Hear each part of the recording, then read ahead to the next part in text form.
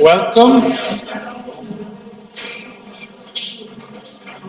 Glad to see that today in Rimini the morale is high. Everyone seems to be in a good mood, war notwithstanding, so at least some reasons for optimism even on a gloomy Monday. Okay, so today we have quite a bit of ground to cover because we have, I want to finish this material that we started last time, more on the theoretical and experimental side of cooperation games. I would also like to continue, since we haven't been playing in a while, to do 2 games in class. I mean, when I say in class, I mean online and in class, of course. And then we have to allocate about 15 minutes for your evaluations that I will launch prior to the break, so that we can do a bundle of evaluation and break. After you are done, you are free to leave, and then we can have also those 15 minutes of short break as usual. And at the end, I mean in the second half of the lecture, after the break, we have 3 presentations, so basically that will take quite a bit of time. So that's why I'm keen to get going with the slides. Let me start off with a short recap. As always, feel free to ask questions if something is not clear. We saw a much more complex game at the end of last Tuesday, where we looked at coalition formation, right? So this is a 2-step process where people choose first whether they want to join this coalition of the willing, so to speak, the climate club, as it has also been called, where you're committing to binding targets in terms of investment in green R&D. And we saw how these incentives, whether that R&D stays within the club or not, are crucial for the behavior of the fringe, those that do not want to tie their hands early on. So let's continue with another game, which is also more complex than the basic one-shot games we saw in the earlier lectures, because it has an element of time, similar to the Kyoto Protocol game. But this is a new kind of game that we haven't seen neither theoretically nor we have played. It's a bargaining game, which is very much a metaphor for negotiations, so it makes sense also from the point of view of environmental economics and climate change agreements. But note that this has been used quite a lot to study cooperation in political science and international relations as well, given that it applies broadly to 2 or more parties trying to reach a deal. And importantly, especially for climate change, since as we know it's a public bad, there's an element of decreasing returns to striking a deal later on, right? So you can imagine, you can give a host of examples about why finding an agreement fast is important. You can think about a war situation, since given the times where peace today is worth much more than peace a year or 2 years or 5 years down the road. For climate change, agreeing on how to share the burden of negotiations and mitigation is much more efficient if we were to do it, say, in the next decade, so that we can decarbonize quickly rather than waiting for the damages to bind increasingly more. So this element of time will be very important in this game. So just to motivate why such a simple game among few players can be nevertheless useful from the strategic point of view. Here's the situation just prior to the Paris Agreement that, as you will remember, saw nationally determined contributions being pledged by parties just before the agreement. And you see, as of 2015, there was much activity going on between two very important players, the US and China, that came to pre-deals, so to speak. So that's going to be captured in the game we look at. And just to make a comparison with the Kyoto Protocol, which we have discussed and we have seen more being captured by the game we saw last lecture, it only covered about 1/3 of emissions, and there was no ratification by the US, which backtracked from it. So this is two different agreements. One we have looked at with that coalition formation game last time. Today we looked at the more modern version, which captures important elements of side deals being done among the parties. So one of the treatments, one or more of the treatments, will feature this ability to reach a side deal before entering the bargaining table. But how important are two or three big players? We have seen that climate change is a global public good, or mitigation of climate change is a global public good, so it requires widespread cooperation. That is still true, but it's also true that three big players or blocs, such as the EU, US, and China, account for more than 50% of global emissions. So it is of particular relevance, what kind of side deals go on among them. Importantly, the share of developing countries is increasing and now account for almost half of cumulative global emissions, compared with only 91% in 1990. Here we have a breakdown of CO2 emissions as of 2010 in megatons. You see the biggest player here is China.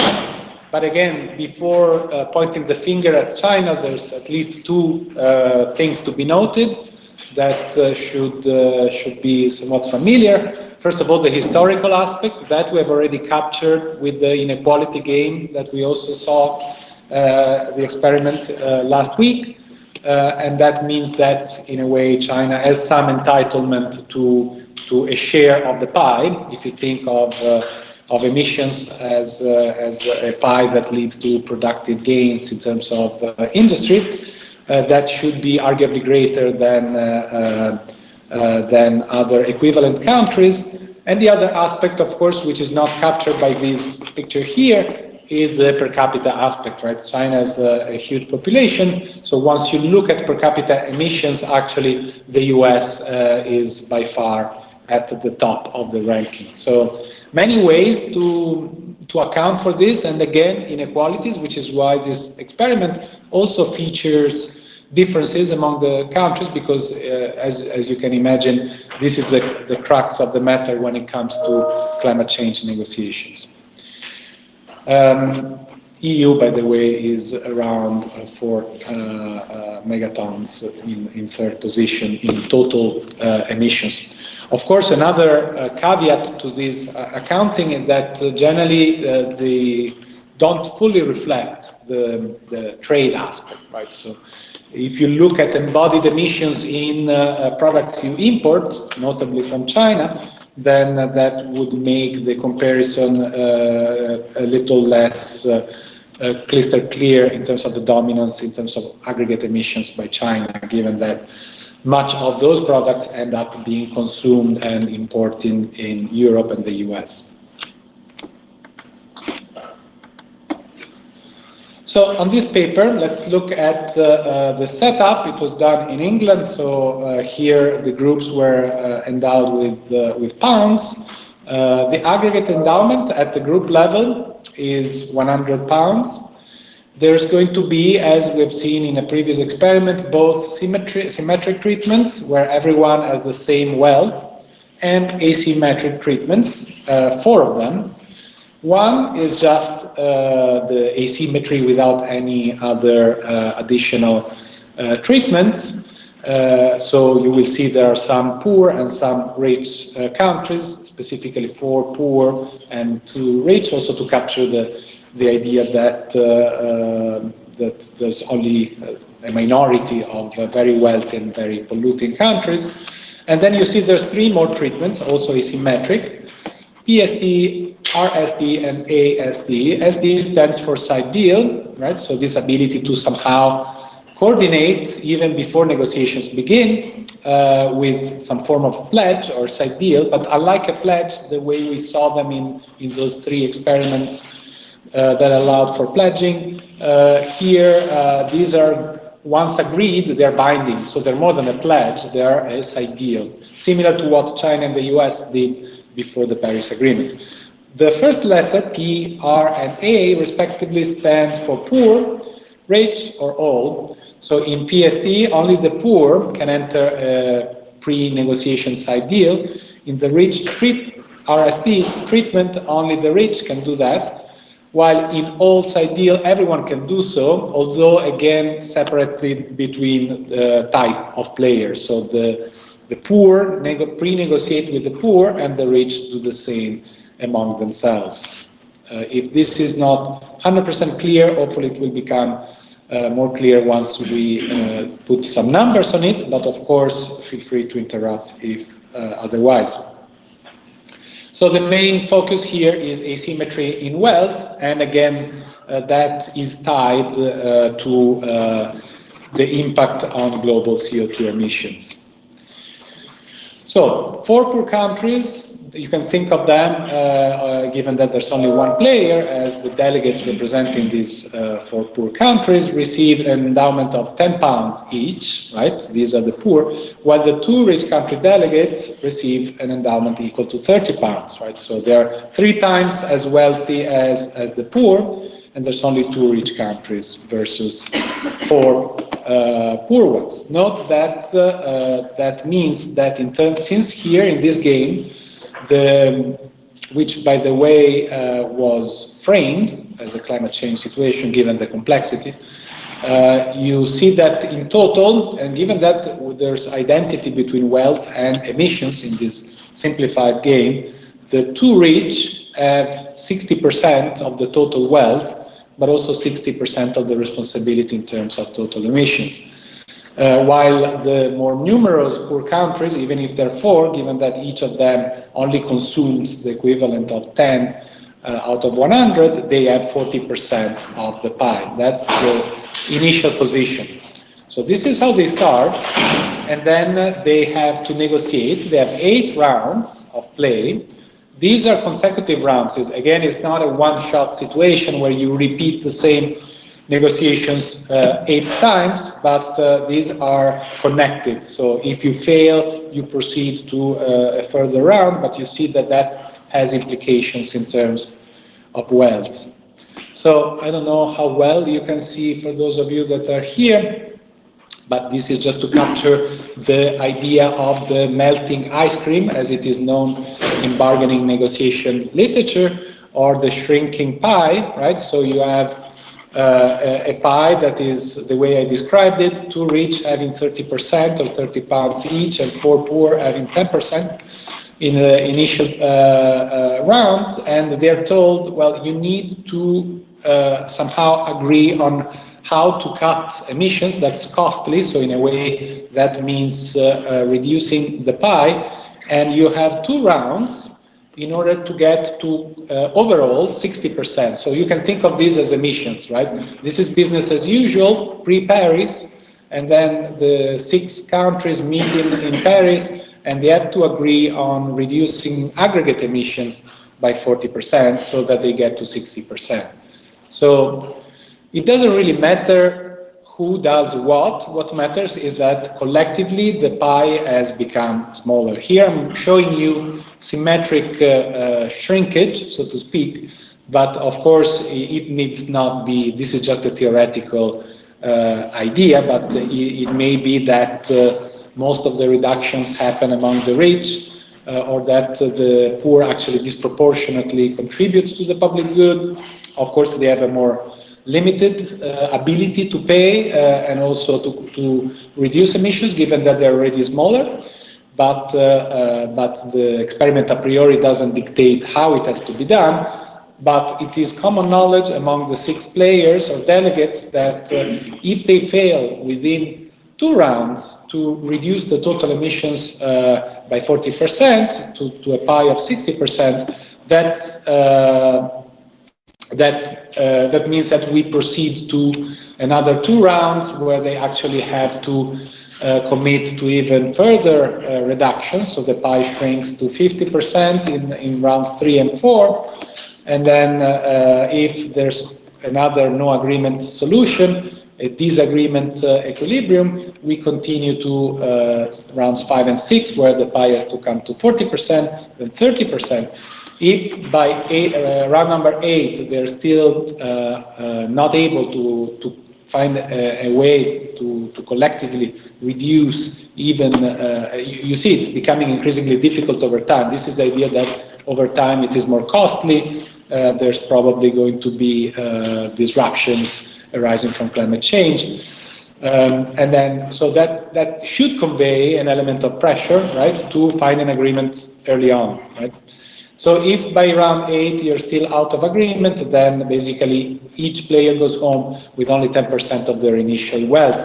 So that means the poor would only have £1 left in their accounts, and the rich, who are no longer that rich, would go home with £3 in their private account. So the question is not so much whether we will agree. It would be probably very self-destructive not to come to an agreement at all. But the more interesting question here is the velocity, right? The speed at which the parties are able to strike a deal, given that waiting around and seeing is a really a bad strategy in this game. Any comments, questions? Okay, so let's see. This is the different treatments. Remember, symmetric, the one in blue, is there's no wealth inequality. Asymmetric instead, and all the other side deal treatments feature wealth inequality, with the difference that in PSD only the poor negotiate, in rich side deal only the rich, in all side deal all players do. So this is on the x-axis the number of rounds, right? Remember, the goal in the first 2 rounds was to get to 60%, right? And you see that on average all groups fail to do that. They just miscoordinate. They're just above that threshold. So what would have been really useful didn't materialize, but they tried and they were close. There's some variation in terms of the treatment. We'll come back to that, but you see there's disagreement, and that actually is in round 1, and that is almost for all treatments also in round 2, with probably the exception of symmetric, which makes sense, right? It is a lot easier to find an agreement when we all start with the same wealth. We have already seen it in the other experiments, right? And I think poor side deal, maybe they just got there, but the other failed. So, of course, in the lab, this has to be accelerated. So this is 2 rounds, but if you take sort of the real world longer time frame, you can think that each round is 10 COPs, for instance, 10 conference of the parties. So here, you know, we have had 20 conference of the parties, and we're still out of agreement, and then things start to become increasingly bad, and then let's see whether we make it or not. So you see, this is round 3, and on average, then most treatments elicit a way too high. Remember, in round 3 and 4, the threshold is 50%, right? So they're still above, and some fluctuation in this time, PSD being the one that definitely succeeds. So perhaps more interesting than the total amount of success in reducing, shrinking that pie is the velocity in terms of agreement, because this is of course masking a lot of heterogeneity within the treatment. There's 10 groups of 6 players in each treatment. So if we look instead at the rate of agreement, right, so the percentage of groups in each treatment that were able to stay within respectively 60% in rounds 1 and 2, 50% in rounds 3 and 4, and so on, we see that actually symmetric, even if it's in principle a lot easier in terms of coordination, they start off poorly with only one, I think, group, 10%, making it in round 1. But as opposed to PSD, the one where only the poor come into side dealings, and then the others in between. But we see that symmetric actually gains quite a bit of speed, and by round 4, remember 4, you're still at 50%, right? It's not great, you're here, but you see you have, compared to this world, it's not so bad. You have wasted, so to speak, 10% of GDP. You can also think of it in those terms. So symmetric, as expected, converges relatively quickly, although not instantaneously, to 100% agreement. And then we have some heterogeneity. If we look at the end, which is still informative, right? End is really bad, right? If you don't even manage by round 8, you only go home with 10%. So in both all side deals, rich side deals, and symmetric, as we have seen, they get to 100% agreement, at least before the end of the game.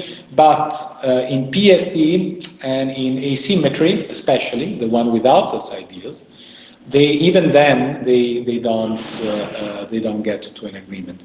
And in fact, ASD, you see that they seem to have given up earlier on. So some heterogeneity. Overall, one of the take-home messages, I would say, that the side deals do help under heterogeneity, though perhaps not as much as one could have anticipated. Any questions on this slide?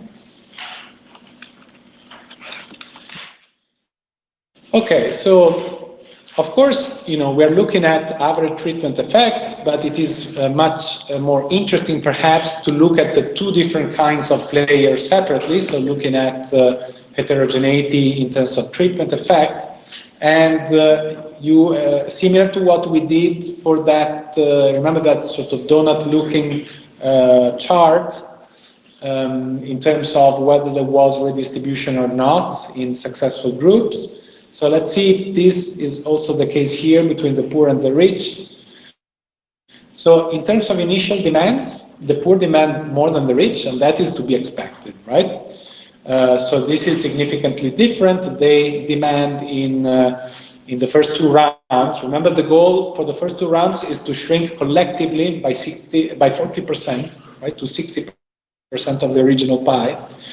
And the poor seem to be willing only to go so far, and they still demand almost 70%.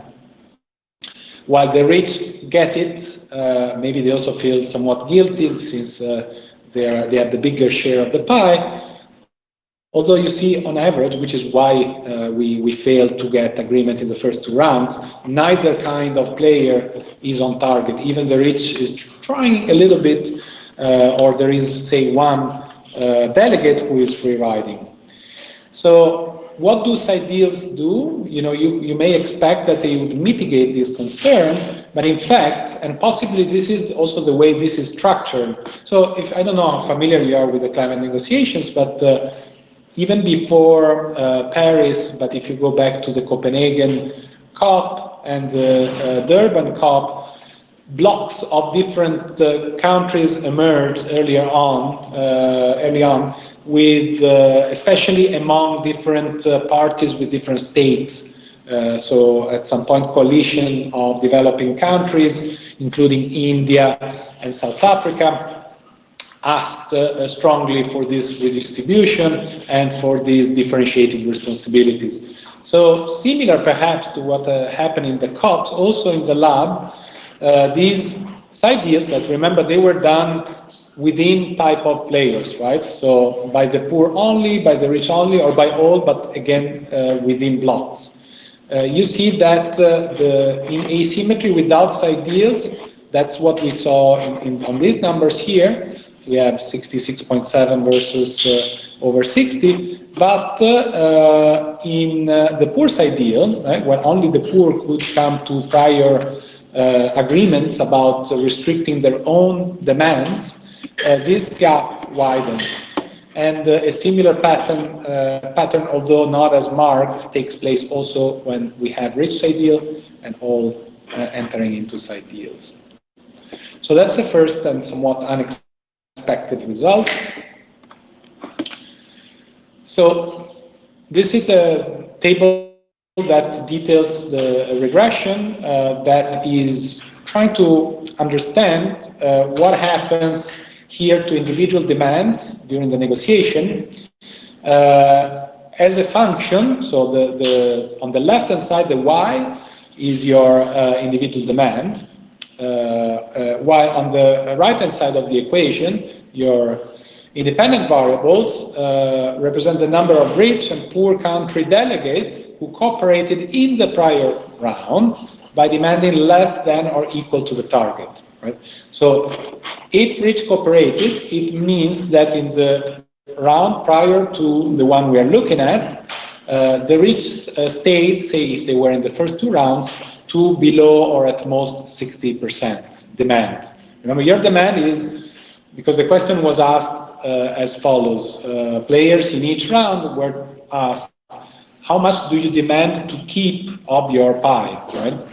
Knowing that if they are in the first two rounds, overall, this global demand has to come down by 40%. So if you demand 60% and you're rich in the, say in round one, and you look at the data for round two, you would be labeled as a cooperator, a rich cooperator. Similarly, if the poor stayed within those thresholds in the previous round, they cooperated. Now, you see that there seems to be quite stark evidence of actually free riding on the other player. So this is the explained variable, your Y. So this is the demand by the poor, which actually increases by a significant amount of almost 4% if in the previous round the rich cooperated. Similarly, the same applies, although the magnitude is a little bit smaller, for the rich. So if in previous round the rich were cooperative, the poor were cooperative, the rich tends to demand more in the next round. So you see, rather than instigating a virtuous cycle of reciprocation, as in other games, including public goods games, has been observed, this idea of conditional cooperation or reciprocation, here we have evidence of free riding on the other kind. So the rich free riding on the poor and the poor free riding on the rich. Questions? So what does it imply in terms of the actual negotiations? If you look at COP21 that took place in December 2015 in Paris, it was based on this assessment, but also idea of progressive review and ratcheting up of nationally determined contributions. And it was predated by prior commitments, sometimes conditional, sometimes not, unilateral, by China, US, and the European Union.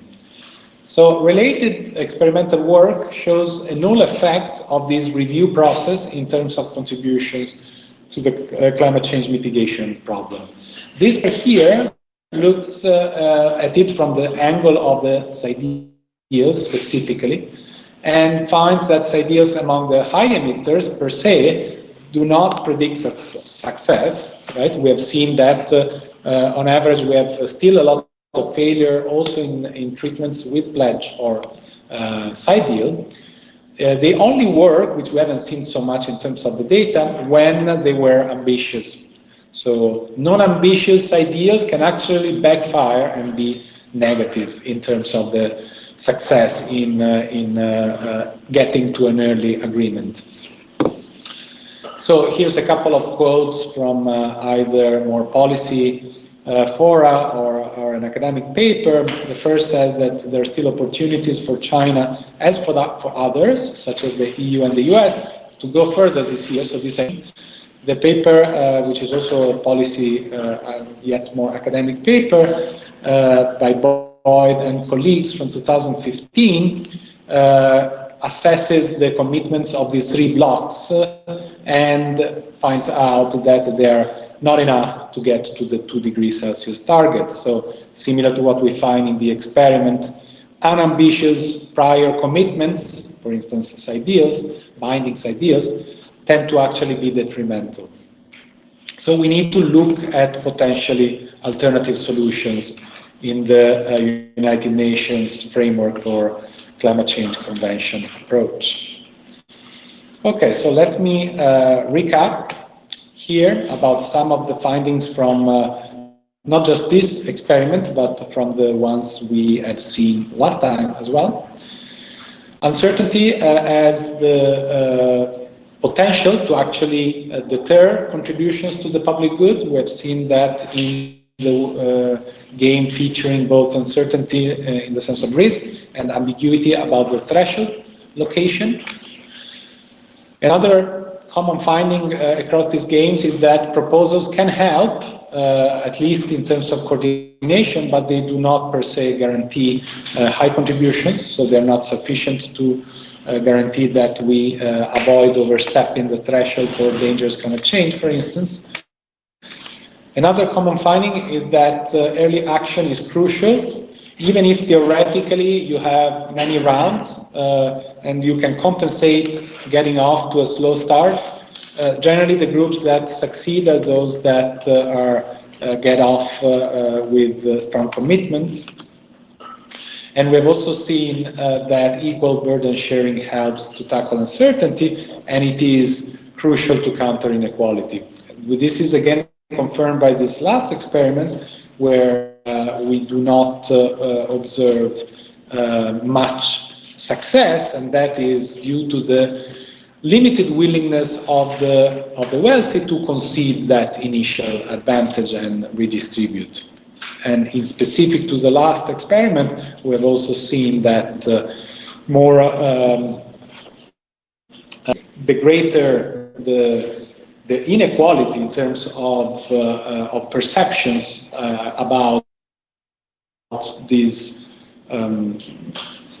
importance of redistribution, the greater the failure in reaching an early agreement. This in particular was elicited with surveys ex post to the delegates, and again we find evidence similar to the inequality game from last week of self-serving bias among the different negotiators. So the willingness of the rich to concede this early advantage is a key to success, and unfortunately in many failed attempts is probably what keeps the negotiations hostage. And coming to the sort of the real world COPs, actual negotiations are actually framed in a way that makes this concession difficult. Why is that? If you look, including the nationally determined contributions prior to Paris Agreement, they are generally framed in terms of future emission reductions relative to, say, 1990 or other base years.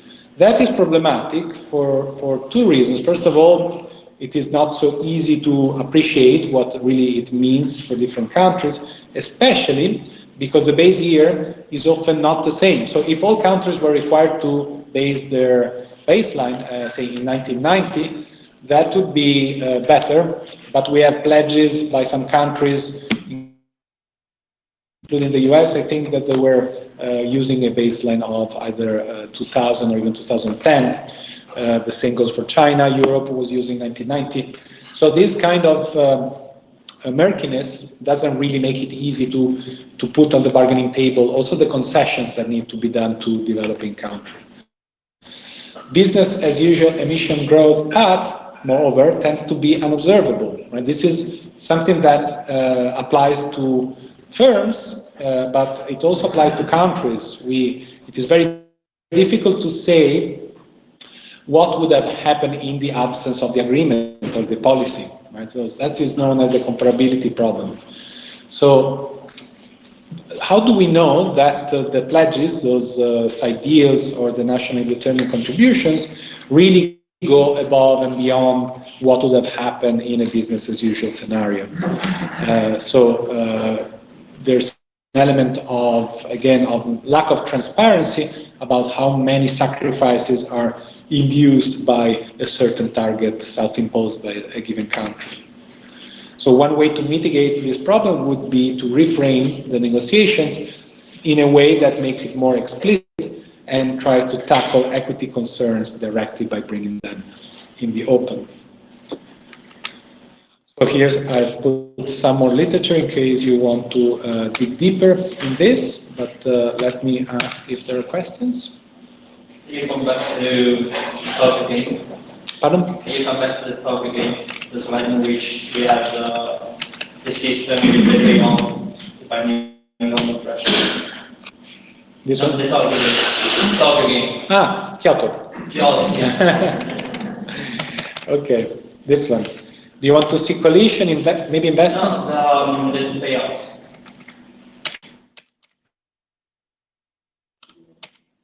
Yeah. One more. This is the payoff with the innovation part, and this is without the innovation. I haven't understood if the term which describes the cost of investing in the first technology is like a proxy of the damages from climate change or not. Yeah, so remember A is the polluting technology, right? Yeah. And B is the clean. You see this part, this is the externality part. It's a negative externality, more than, in aggregate terms, you can think about it as a global pollution problem. But you can also reason it from the point of view of firms. So imagine you have two technologies to produce the same good, right? Say renewable versus non-renewable.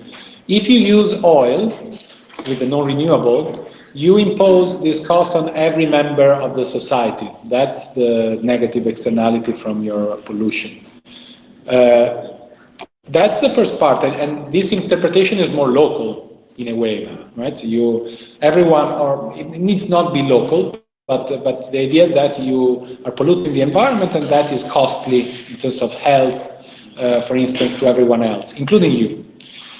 There's also the more climate change disaster part, and that is captured by this probabilistic part, right? So if the total investment in the dirty technology is below a threshold, you are in safe territory. But if you are above T, that means that, and that is more climate change, that we may risk actually to lose all our savings with a given probability P. So that's why you have these two parts, no? This is if you get lucky, right? Because in the end you toss a coin, and then if you are on the lucky draw, you simply enjoy the same profits that you get here. If not, you get basically zero. But isn't it a simplification to consider it a linear term? Because, for example, we can expect to have the same degrees of damages from climate change if we have 2 degrees additional to global warming or 4, because it's not going to be a linear process. So damages are not doubling if we consider 2, 4, or 6. Maybe it's going to be an exponential curve of damages. Yeah, I see what you mean. Yes and no. So first of all, yes, this has to be very simple because it's already very complex for an experiment. So it cannot be. I mean, you could imprint, and there are experiments that look at gradual damages. This one is very abrupt, but it is not linear. In fact, it is non-linear because of the threshold, right? A linear function is just proportional. The more pollution, the more damage. Here, the idea is that you have a gradual component of damages, twice as much oil being used is twice as bad, which is a simplification. But then you have this nonlinearity, the threshold bit that comes from precisely that it is okay up to a point. You know, this is going back to what we saw before about regime shifts and the irreversibility. So this game wants to capture that element of potential catastrophic climate change. So if we, you know, overshoot, which would be equivalent to say we pump so much CO2 into the atmosphere that we're like in a situation of 3-4 degrees Celsius warming, we may, with a given probability, say 50%, lose out entirely. So it is linear in this part, but it is non-linear in the threshold. But point taken, this is still a simplification. You may make this also non-linear, but the more complex, the harder it is to convey this to the participants as well. Any other questions? Okay, so that brings this sort of long bit of lecture to an end. Given that, I want to break at 1:30 so that we can do the survey and we can do the break and the presentations. Let's do the games now, quickly, given that we haven't had a chance in the last lecture. So if you can go on moblab.com,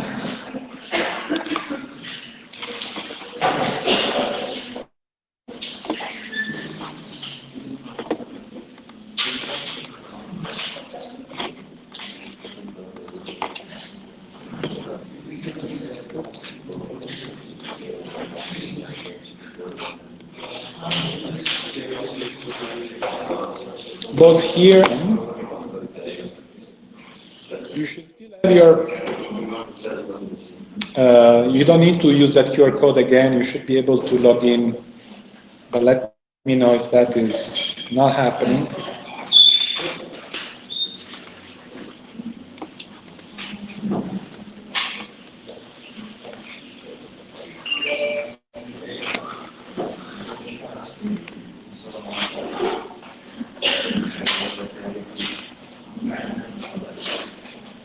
For some reason, my camera wasn't working. Sorry about that.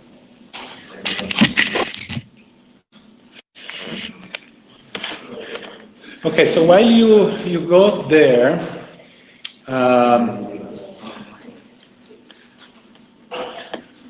I've already showed you the instructions a few lectures ago on the fishery game. So I'm not going to do it again, but maybe for the sake of familiarizing ourselves, I can just do a little preview. So this is the interface that you will see. And you can do one of two things. Click on the fish, that means that you take a fish out of the sea, or click on the anchor or not do anything, that means you're not fishing. You see the number of people you're matched with, the number of fish in the ocean. There's a doubling, I think, every round. Remember that idea of the carrying capacity, right? So this is round 1 of 10. If you as a group were to collectively take 80 fish out, thanks to this reproduction rate, the next round you will still start with 160. But if you take more, reproduction is not sufficient, right? Say there are only, so for instance, in this version, there were 80 fish taken, so you start again with 160. You, as usual, you can look at the rules of the game. You can look at what happened in previous rounds, a little recap, and then by clicking on the home, you go back. Okay, so is everyone on MobLab here? You can use your phone as well if you want to have a tablet or computer.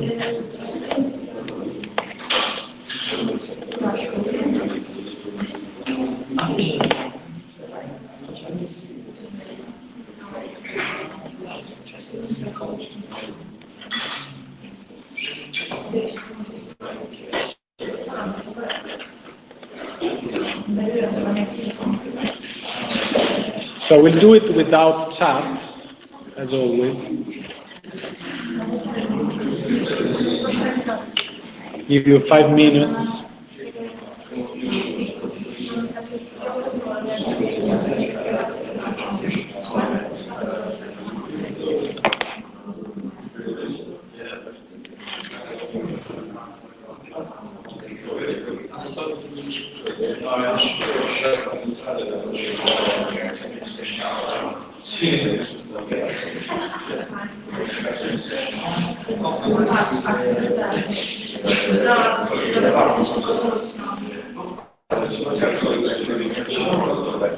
I only see 3 participants.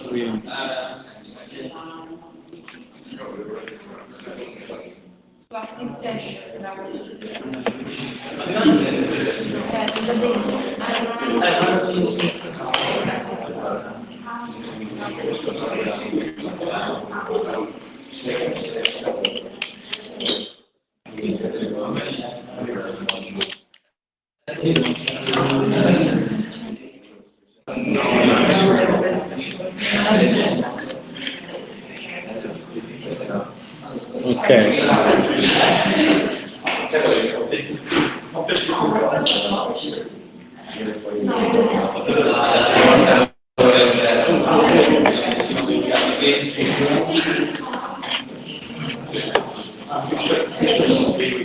What about people on Teams? Can you get on MobLab?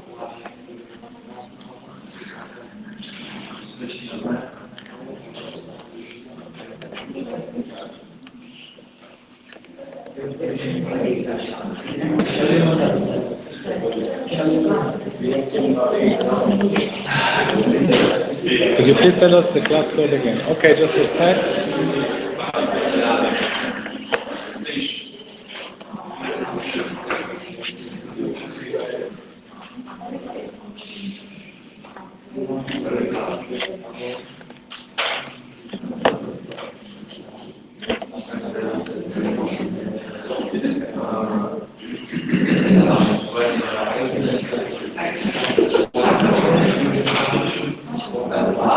So the class code, you should see it on the screen, CB8Y5ASX3.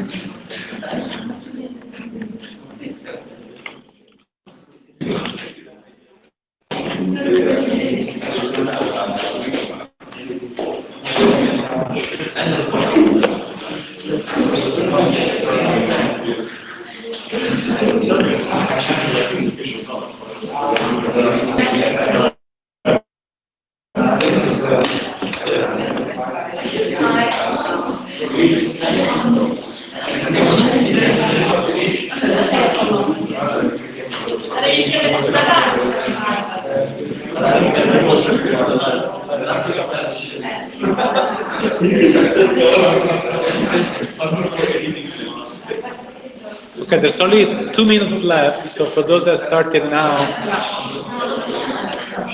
try to hurry and we will play it again.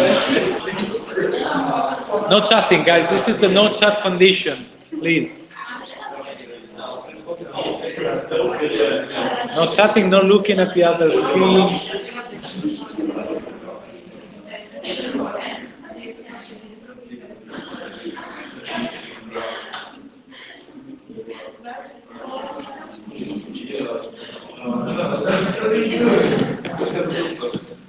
One minute to go.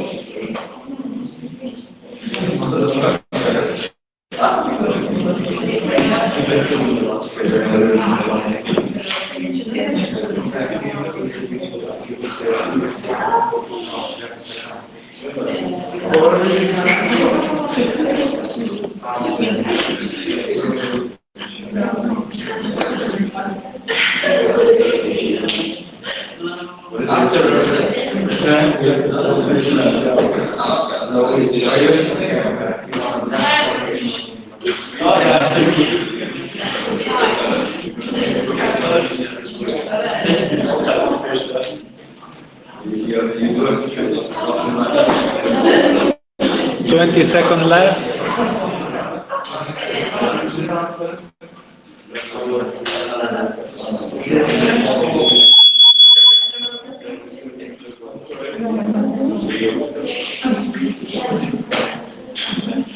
Okay, we are pretty much out of time. I know some of you didn't manage to go very far. We will now play it again before we see the results. We will play it with chat. And also this time I think everyone is already logged on. Maybe I give you a little more time just to be safe. Perhaps 8 minutes. So same as before, group size of 4, but this time you can chat not orally but verbally, I mean via chat with your colleagues. 8 minutes this time.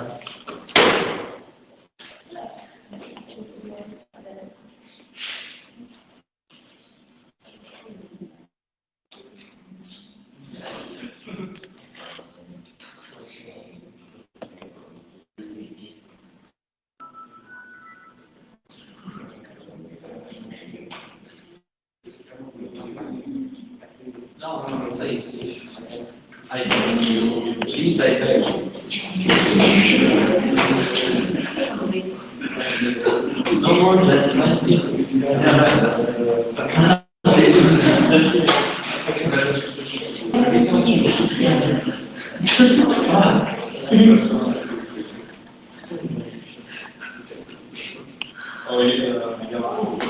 I have to eat something. So.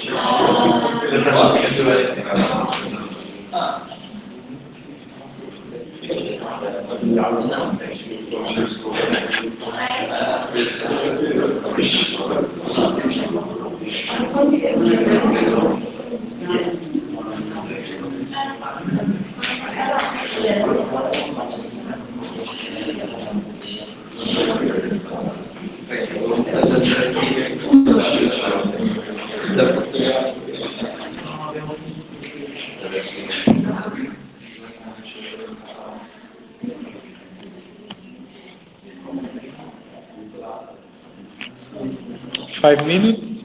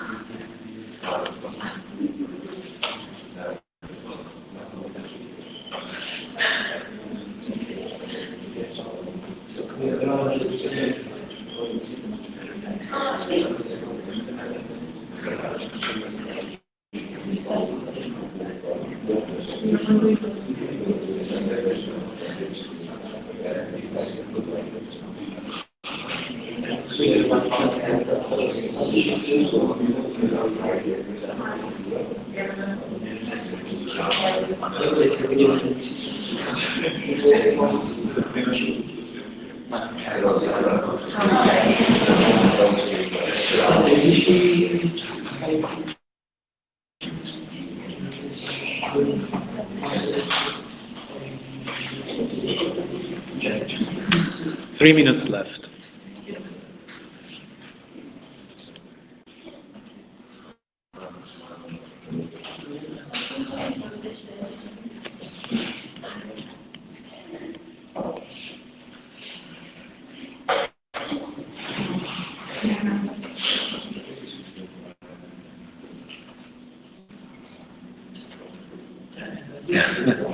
Someone just joined now.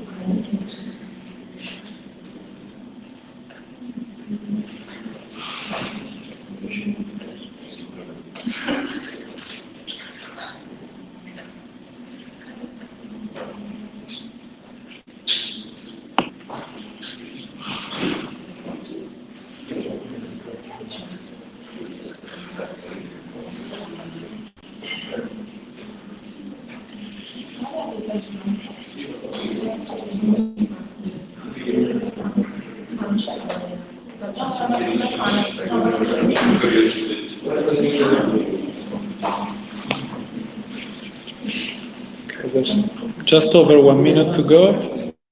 Many are still in the 8th round or earlier.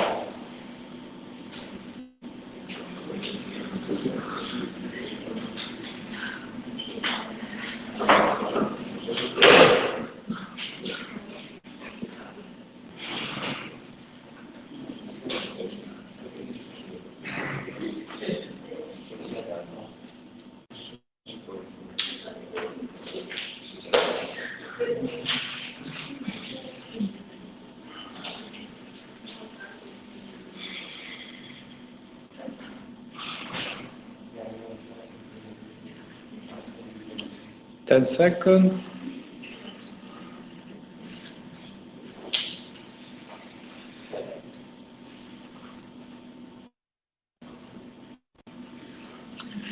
Okay. Time is up. Professor? Yeah.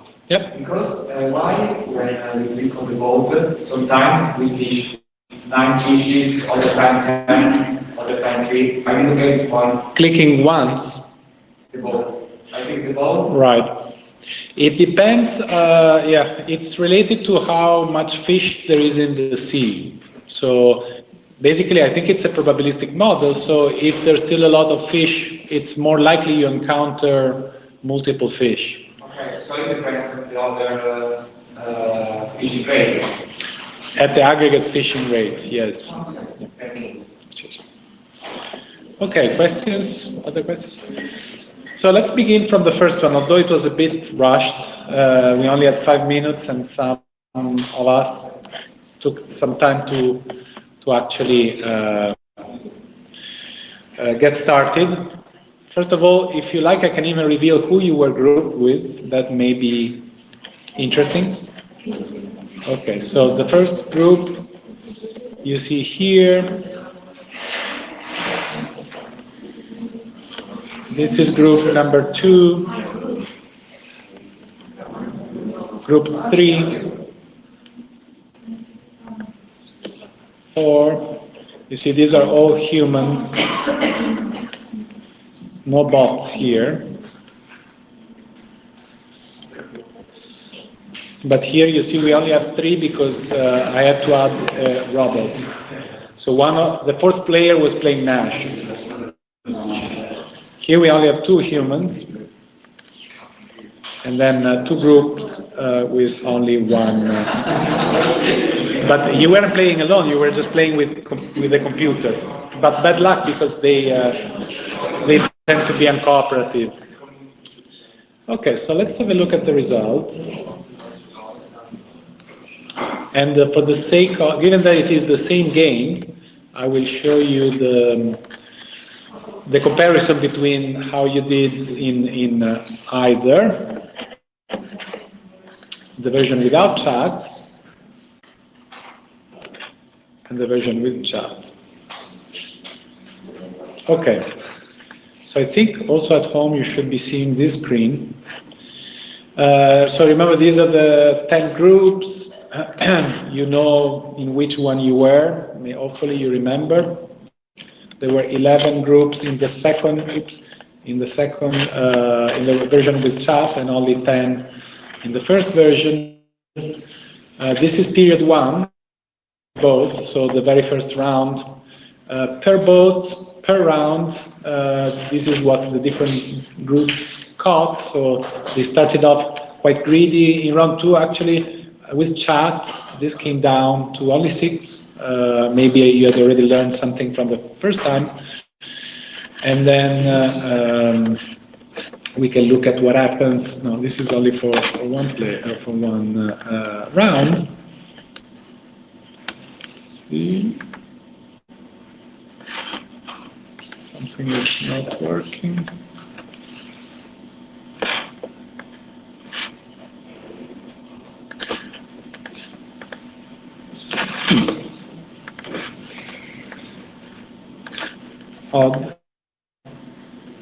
Okay, got it. So let me show you. Let's see. I think people at home should still be seeing. Let me show you to not have too much stuff. The selected groups, very bot made, and very human ones in the first and the fifth. Okay, so this is on the left-hand side without chat for these selected. Then we will look at all groups, but I didn't want to overwhelm you. So we have that the green one, which is group 10, hit the tragedy already at round 2. While, so shame on you, group 2, you cannot even blame it on the bots because it's all man-made. And instead, I must compliment group 1, who did quite well, although we see a negative trend here. It doesn't fit all, so I don't know what happened later on. But they were doing all right. And then I guess group 5 is somewhat in between. With chat, it's not the same, even if the color is the same. It's probably another group. In fact, by definition, they were randomly rematched. So there was a similar but dynamic for group number 11, but this was pushed at least one round more. The other two did very well. Let's see if we add everyone.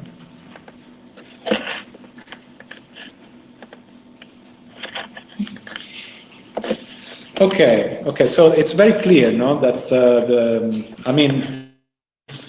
I guess actually this is showing probably the fact that it's a bit mixed up with the fact that some didn't finish the game. But the trend had started as soon as round 1, for the one we have already seen, By the way, I can hover over. So for instance, if I go here, it should tell me what they were making. Today it's not working very well. Anyways, most groups at some point get greedy and the stock simply doesn't replenish fast enough. That is true also for group 4, group 6, group 8, 10, and 9. They soon, although for instance 9 managed to go quite a bit towards the end, while we have the remaining 4 groups, especially these 3 ones that learned the lesson, maybe the chat helped and they were able to avoid the tragedy. So they probably earn a lot more. We can look into that in a second. Okay. So this is in terms of how you played. Now we could look at our. Sorry, did I show you? I didn't show you the groups. I didn't reveal who was in the game with chat, right? So let's do that. This is group 1, 2, 3, group 4, group 5, 6, group 7, group 8. Here you see the prevalence of the artificial intelligence. Here again, it's single player groups and they also didn't manage to go, especially Asif only managed to do the first 2 rounds. Okay, so let's go back to the version without chat and look at performance. As always, we start from the least earning, but remember this is not reflecting on how good you are. Probably the opposite is true. It also depends on luck, who you were matched with, if there were bots.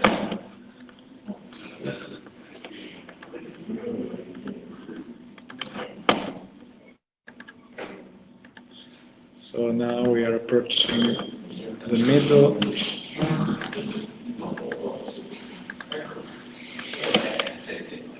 Now we're towards top.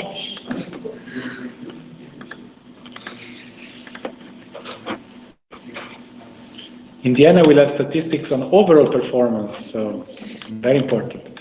Okay, so with gold, we have Salvatore, and silver goes to Aida, and gold to Federica. So that's without the chat for those specific groups. Now, let's see how you did with chat in your new groupings.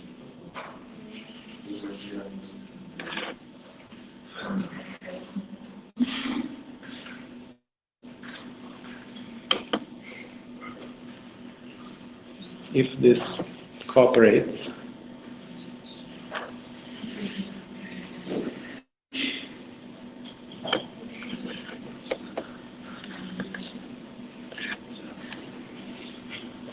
Really?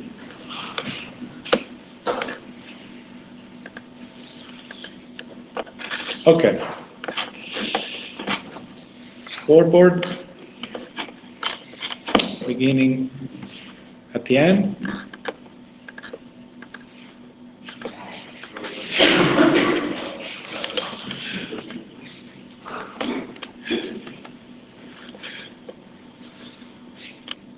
Actually, he still managed to get some points, even with only 1 or 2 rounds and a bunch of computers. Must have been very active in fishing in that 1 round.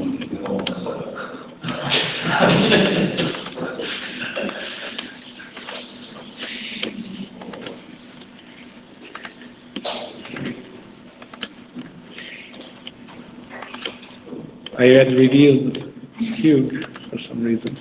Okay, so getting to the top 10. In fourth, Petra, bronze, Rebecca, Marcus with silver, and Alessia, gold. Okay, another thing is you earn more.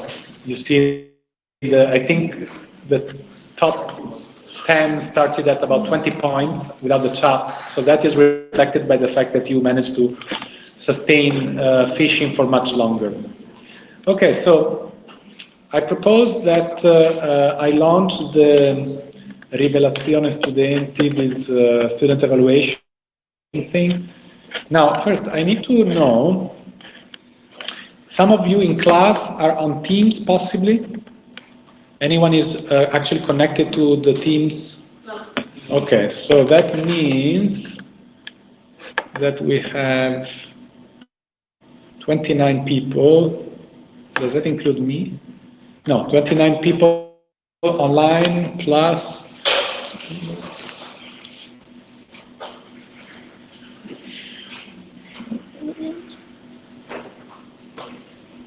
23.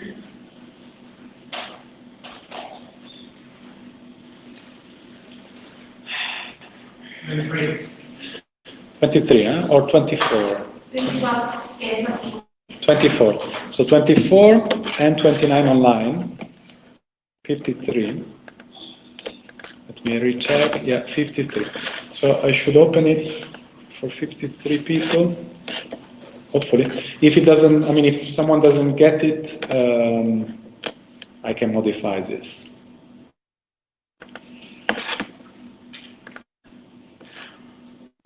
Okay, so you can directly capture that QR code from either from your screen at home or from the Blackboard, I mean from the projector here. It doesn't work?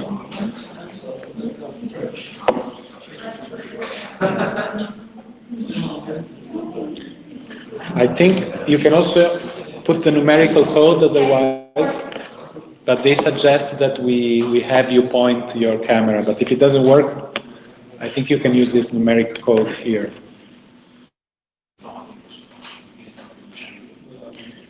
So it's supposed to be up to 15 minutes, but in my experience, it generally takes much less time.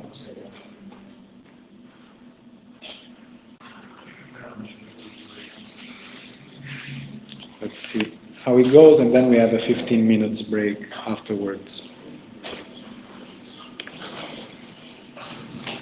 Let me know if you struggle to connect.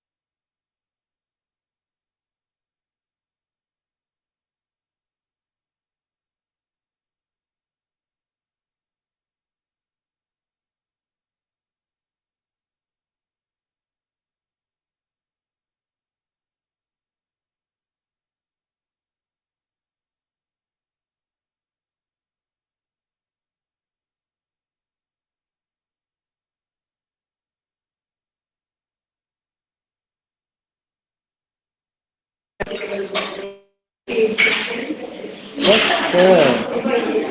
think one of my colleagues will want to present on their computer, so if that's possible. So they're on Teams at home.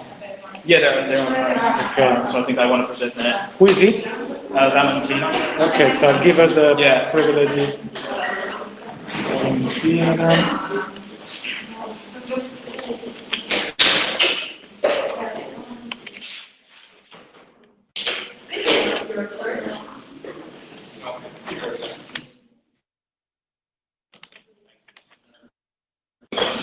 What?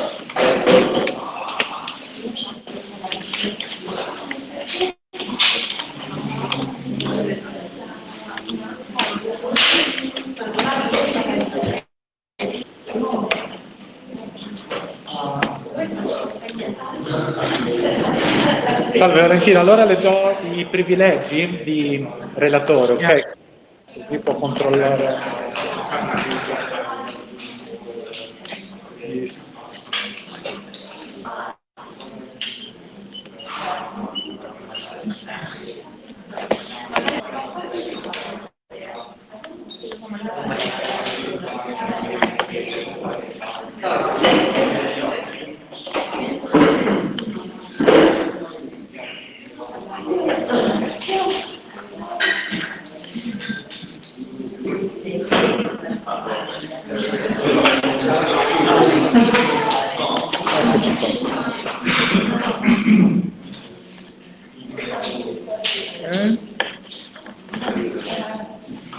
Okay, let's get on with group 6. Let me start the recording as well.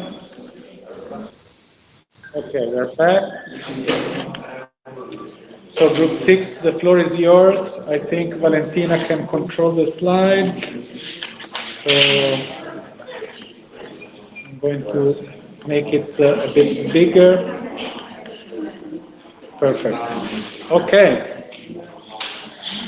Okay, so good afternoon, everybody. Our group is going to present a paper called Saving Power to Conserve Your Reputation, the Effectiveness of Private versus Public Information by Magali Del Mas and Nail Lesson.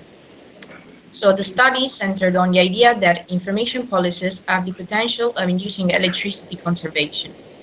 In fact, according to psychologists, more information not only results in learning about potential behavior, but most importantly, it enables individuals to perceive alternatives to that particular behavior. In this sense, the paper argues that raising awareness about the impact of energy usage can promote conservation actions.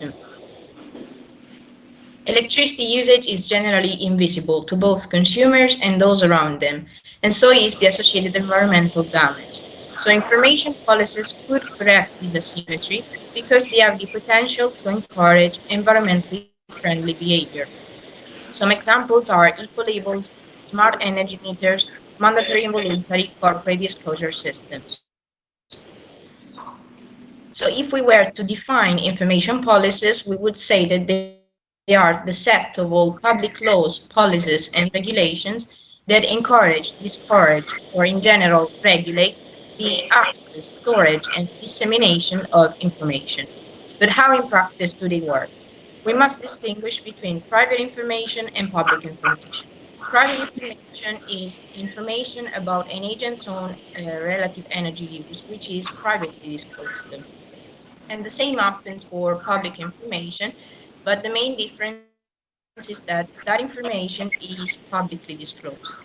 So compared to other policies such as pecuniary incentives, information policies are a relatively inexpensive, cheaper way to encourage conservation. So the effectiveness of both types in inducing electricity conservation. And to do so, a test is implemented in 3 residence halls in the University of California, Los Angeles, which is considered by the authors as the ideal site due to the fact that students do not pay electricity bills. So scholars have identified 3 main types of motivations to conserve: intrinsic motivation, extrinsic motivations, and reputation motivations. In the first case, we can witness a warm glow behavior where a boost in self-esteem is associated with improvement of others' welfare, or a pure altruism behavior, where there's a pure interest in the welfare of others. The second one usually entails pecuniary rewards, while reputation motivations are based on pro-social actions that create a positive reputation for the individuals.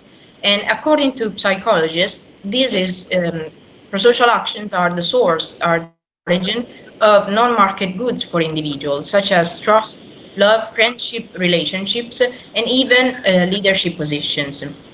But the paper focuses only on intrinsic and reputation motivations because pecuniary rewards are relatively low associated with energy conservation projects at the residential level. So while private information can be an effective conservation tool for individuals with intrinsic motivations, relying on procedural information and social norms, on the other hand, public information can motivate individuals beyond their intrinsic motivations by appealing for their desire for social approval. All in all, the paper sets out two main hypotheses. The first one is that the level of conservation will increase when private information is provided. And this will result in larger behavior changes, but those individuals that have higher levels of intrinsic motivations. This is linked to the concept of marginal costs of conservation, which will increase with the levels of conservation themselves. On the other hand, social norms could cause heterogeneous responses depending on whether individuals are outperforming or underperforming relative to the norm. For example, an outperforming individual is one who has already reached some great sufficient levels of conservation. So at a certain point, at a certain stage, might be not motivated to conserve anymore, thereby increasing their energy usage.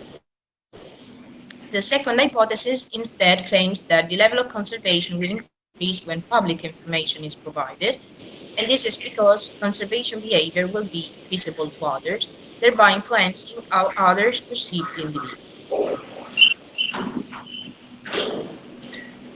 Good morning, everybody.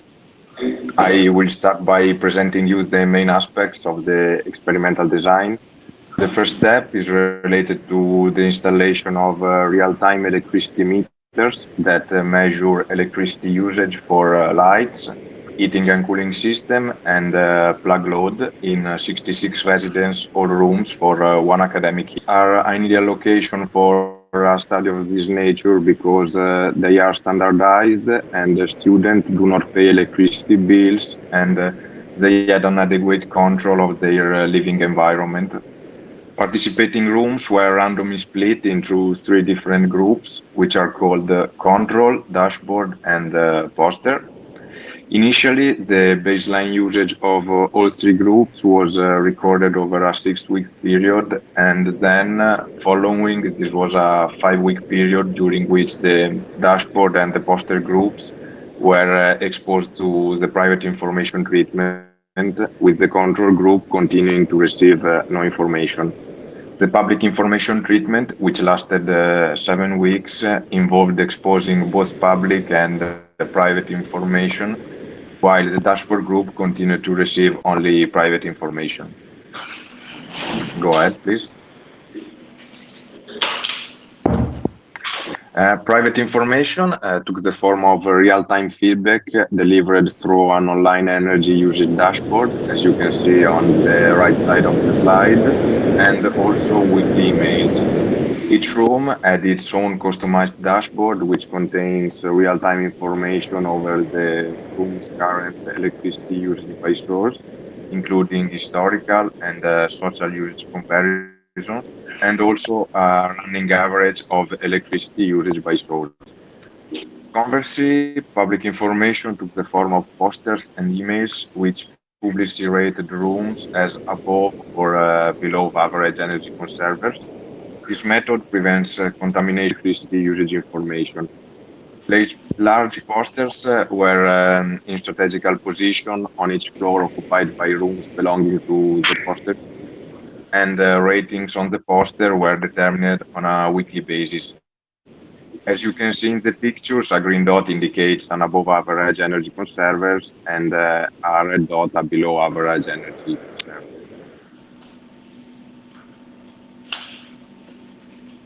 the 2,318 future residents of the three target residence halls received several recruitment emails, and it's possible to observe an high response rate with 22% of students completing an entry survey and 14 volunteers for the experiment.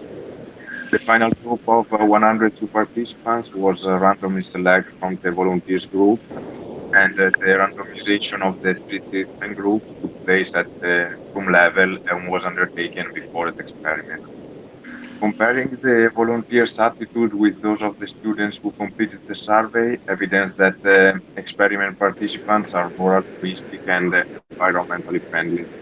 The self-selection along these criteria can potentially be as the effect of private information upward, but empirical tests show no evidence of these potential problems.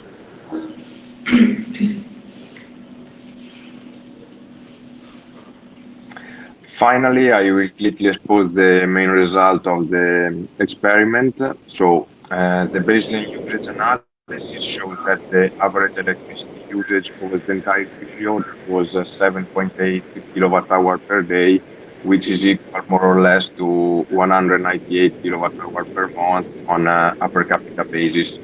At the end of the experiment was also created an econometric specification to test the effectiveness of public and private information, as you can see in the slide. The effects of private information on total energy usage are negative, but not statistically significant. There is a statistically significant effect of private information only on overhead type usage. This can possibly be explained by habits or ideas ingrained during childhood. Conversely, public information had a large and statistically significant effect on total energy usage, because the usage of electricity in the poster group reduced by 25% for cooling, 7% for plug load, and 5% for lighting. This figure evidences a little support for hypothesis 1 and a strong support for hypothesis 2. Thank you.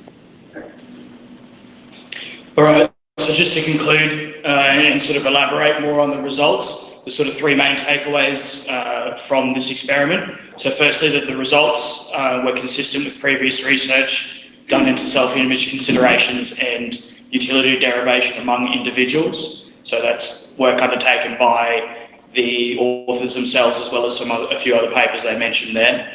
The study emphasises the importance of signalling mechanisms and reputation in the context of energy conservation only. And then finally, the study was able to advise the usage behaviour of the individuals at a granular level, so they were able to see which appliances people were turning off to in favour of conserving energy. Next slide, please. So, as Pietro mentioned, the major impact of public information came in the form of reductions in the usage of heating and cooling. A lot of the participants didn't realise how much energy those appliances used in general, and so giving them that information and then showing how they were using it compared to, say, their fellow peers really impacted the usage there. These results can be interpreted as a behavioural change. Students were not incentivised to invest in new efficient appliances, nor were they incentivised by any sort of monetary incentives like lower bills, etc. It also forced a habit change among these participants. So basically, the people who received the public information were consistently conserving more energy even after the experiment was finalised. Private information only saw greater conservation activity among participants who had already expressed motivation to conserve, so that comes down to that granular level information again that was provided by the smart technology, so these people could see in real time what appliances were using the most and which ones they could turn off to conserve more energy, essentially. It had negligible impacts on the conservation activities of students who were not intrinsically motivated to conserve. So although it did have a slight impact, I believe it was very negligible. So over the course of the entire experiment, these people who expressed that they weren't keen to motivate or keen to conserve only saved like 1.6 kilowatts on average over the time of the experiment. So next slide, please. So the limitations of public information, so the effectiveness of the public information can be impacted by the green awareness of the experiment community, and also the level of the social ties that between the groups or between the people. So one of the main criticisms they gave themselves, the authors gave themselves, was that, you know, would we be able to repeat the results in another part of the US where they have lower social ties and may not have the same level of green awareness as they do at the UCLA campus. The other thing as well, the monetary rewards, I think, would have had a much bigger impact on the conservation activity through the use of private information. Okay, so you can actually see how much, you know, an appliance used, and you can sort of tailor your usage based on that information there. And then lastly, the public information did not increase the conservation of activities of self-identified environmentalists. So people who already had a sort of green reputation weren't really conserving more than what they had already done. So next slide, please. So to conclude, without sufficient incentives, private information has a small impact on conservation behaviours in terms of energy usage. Public information has a deeper reputational impact, resulting in a 20% decrease in energy usage during the experiment. And participants who received the public information treatment also exhibited conserving behaviours longer after the experiment finished. Next slide, please. So to conclude, overall, public information has an important role to play in increasing conservation activity, especially in the energy conservation sector or area amongst unwilling participants, but the campaigns have to be constructed in a palatable way for consumers to accept them, so they must be voluntary and not compulsory. Thank you, guys.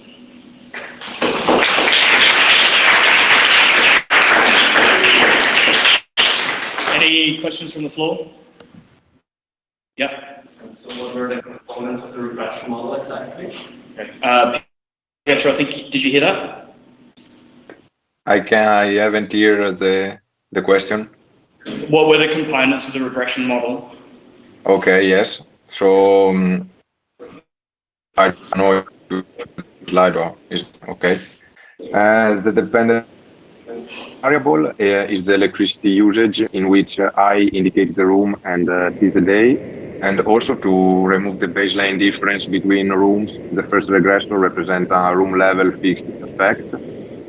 Then this model considers change in weather across time by including heating and cooling degree days, and these degree days are integrated with a variable for female because some research has found that women are more sensitive to temperature change than men. Then we have a change in usage patterns across time that are captured by the inclusion of a cubic of daily time trend, weekly fixed effects, and day of the week fixed effect. Then at the end, the last regressor represents the impact of private and public information. So that's it. Thank you. Any other questions from the floor? If we've got time, I have a question for you guys. So this paper actually focused just solely on energy conservation and the reputational impacts or how reputation can impact conservation in terms of energy usage. So do you think, you know, the lessons from this paper could be applied to a wider conservation context, or?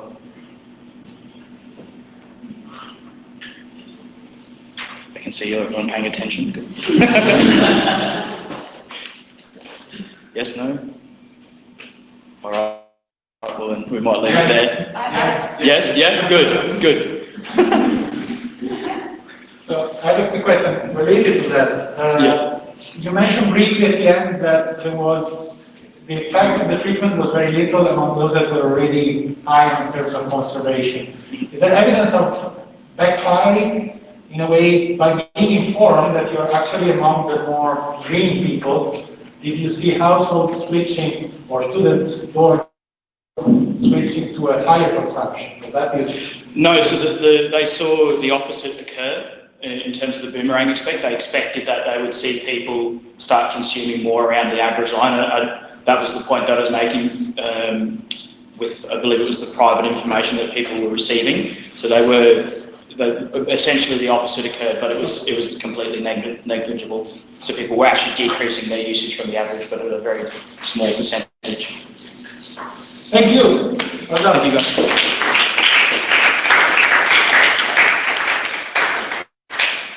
Okay, so we have group 8 now. 8.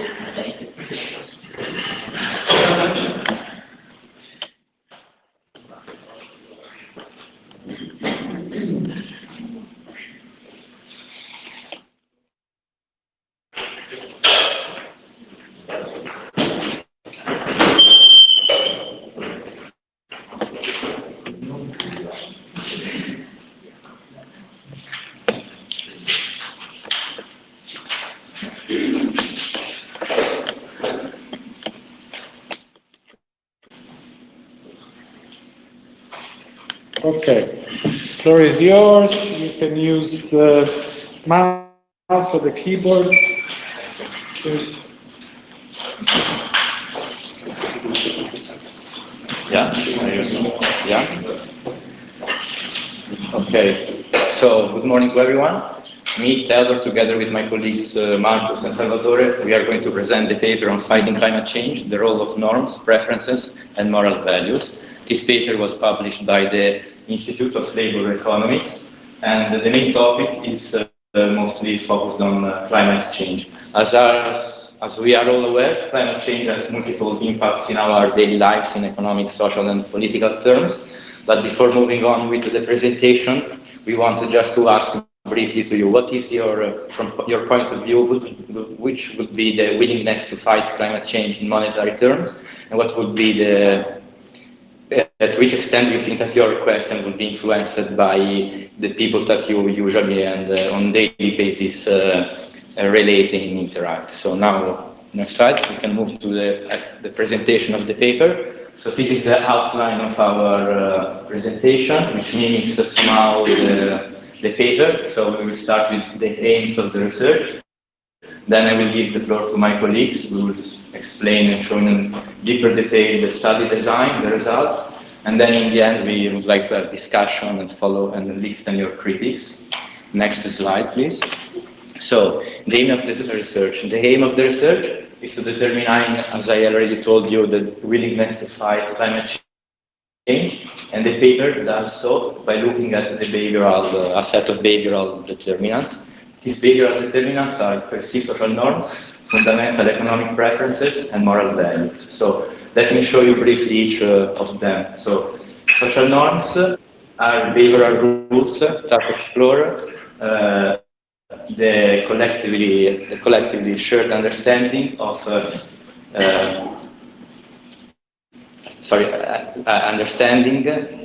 typical and morally accepted behavior. And they are important because the following hypothesis is built on. So the willingness to fight climate change is determined by individual perception of others' behavior, therefore the perceived behavior, as well as from the individual perception on what the others believe that should be done to tackle indeed the climate change. Then, after this hypothesis, it comes the role of fundamental economic preferences. These preferences were earlier on already gathered by the researchers in earlier on time, and they do so through a qualitative and quantitative analysis. And the 6 economic preferences are willingness to take a risk, positive reciprocity, negative reciprocity, patience, altruism, and trust. Then, lastly, moral values. Moral values are... Sorry, can you share the slides, please? Nice. Great. About that, I think it's my fault. I'm not going to start again. Still not the 6.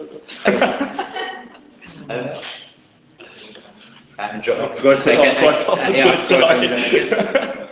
But so sorry about that, but beware not. There will be on Panopto recording, so you can catch it up. Okay, back to you. So, and the last one, moral universalism, captures the tendency to extend altruistic and the moral concerns to individuals far in society. And so now I give the floor to my colleague Marcus for showing the study design. Yes, so the methodology they used was pretty interesting in my opinion. So they distributed $450 to each individual. Like on a Likert scale, they could choose how much of this they would like to keep for themselves and how much they would donate to an organization. It was called Atmosphere, which is like does some projects or invests in climate-friendly policies. And the reason behind the $450 is that this is like the annual average of a US resident, so the carbon footprint, so to say. And the sampling was done in 2 ways. And the sample was like 8,000 people in total, so pretty robust. So in wave 1, they sent a survey to 2,000 individuals, which apart from the distribution of the $450, they also asked questions like, how actively do you actively engage in mitigating climate change? And the other question, do you think people in general should mitigate climate change, should take action? So on the one hand, they actually ask about behavior, and on the other hand, the norms, which will be relevant later on. And in wave 2, they also did like the same survey, with 3 different treatment groups though. So they also asked, okay, how much of the $450 would you give like to the organization? How much would you like to keep for yourselves? But there were 3 differences. So they asked a donation. Afterwards, they were given some information. So the first one, actually one remark, in the paper they used, instead of climate change, they used the term global warming, so that people don't get confused with seasonal effects of climate change, which I also found pretty interesting, so fun fact.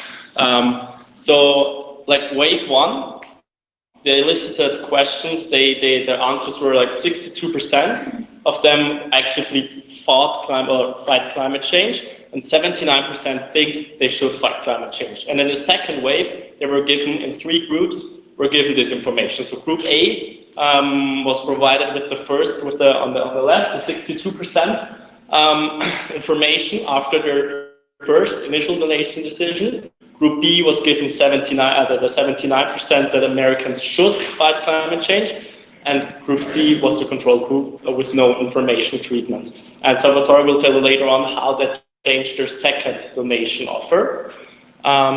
And yeah, their hypothesis, as also like Theo already mentioned a bit, that how the perceived behaviors or the perceived norms of your fellow companions actually influences your climate change behavior or perception. And they also argued that conditional cooperation or perceived moral rules might influence your behavior, your individual behavior. A famous example for that is, for example, littering. If there is a lot of rubbish on the floor, then people tend to also leave some rubbish on the floor, whereas when it's super clean, nobody would throw a plastic bottle just on the street.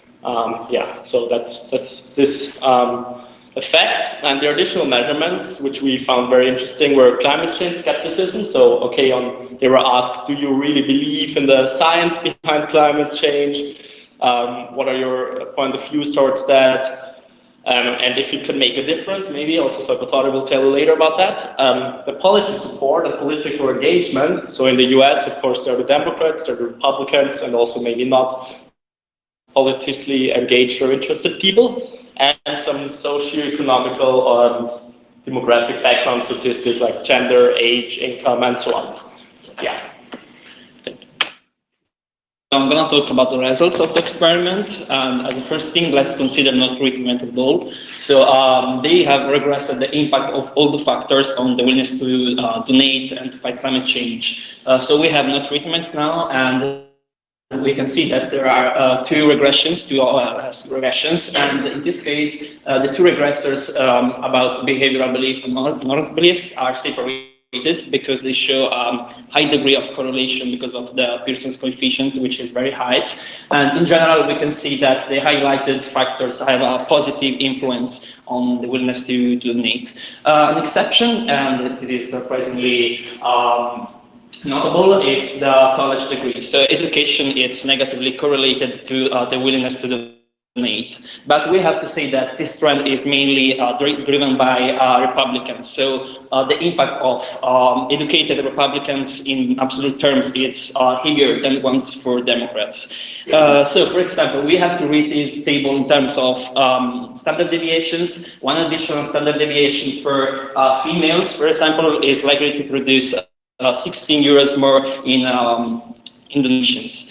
So let's move on. Now we are moving to the wave 2 treatments. So the disclosure of the real percentages that Marcus has already showed to you. And so overall results is that people in general have a misperceived conception of social norms and behaviors. So they think that the percentages that you have already seen are lower in reality. This is an important result because it's likely to produce some kind of action or inaction depending on the point of view. But we can correct these misperceived percentages because we can use information. So what happens when we show the real percentages to the members of the experiment? No, sorry.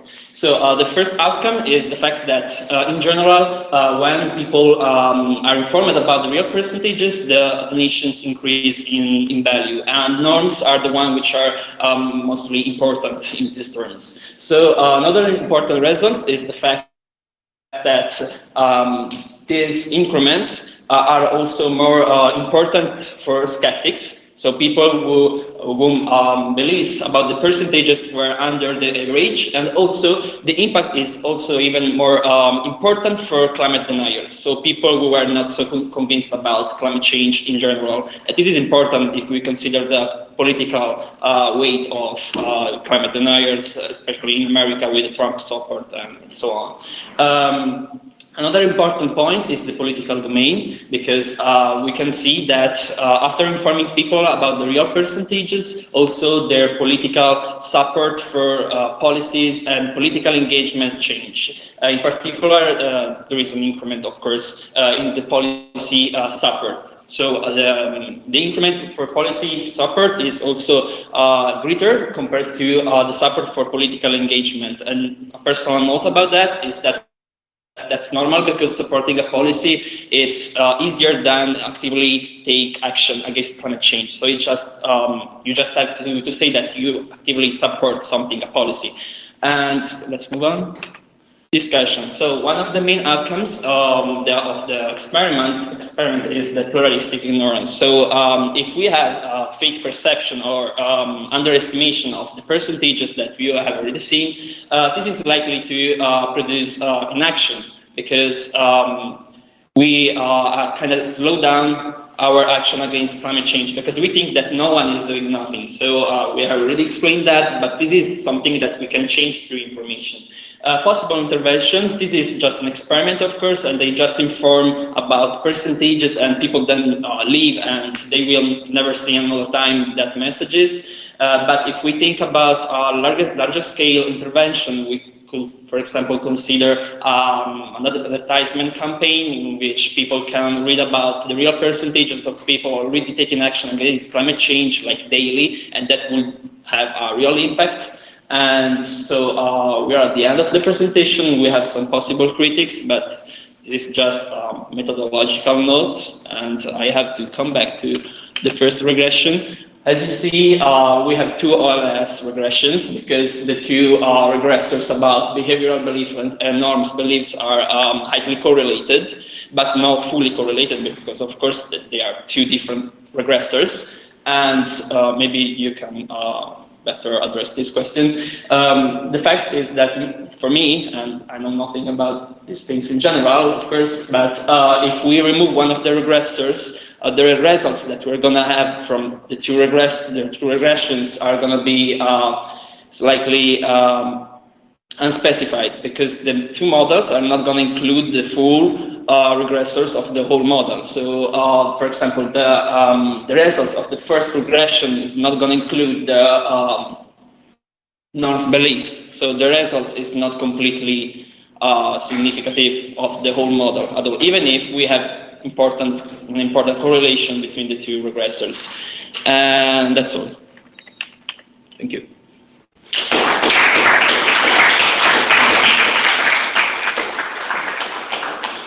Any questions? Teams, board?